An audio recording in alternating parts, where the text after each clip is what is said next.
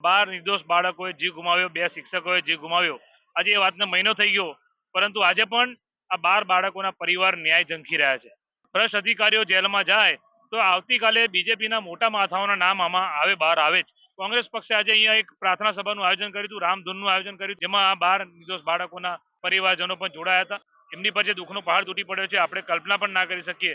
આપણે તો ભગવાનને પ્રાર્થના કરીએ 12 નિર્દોષ બાળકો જ્યાં પણ હોય, ભગવાન એમને ધામમાં આત્માને શાંતિ આપે, અને એમના પરિવારને પણ અમે હિંમત આપવાનો પ્રયત્ન કરીએ છીએ, પરંતુ એમના આંસુ સુકાતા નથી. કોઈને કશું નથી, બધા મસ્તી કરે છે અમારા જોડે, અમને ખબર છે. બધા એમના હાથમાં છે, ધારે તો 1 મિનિટમાં થાય. એ લોકોનું મેના ખેંચી નાખે છે. કેમ?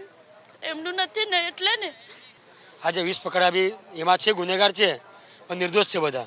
જે મોટા મોટા હજુ હાય નથી, હજુ પિક્ચરમાં હાય નથી. એ ખાલી એમનો રૂપિયો છે, ખુરચીઓ અને પૈસાનો ગમણ છે.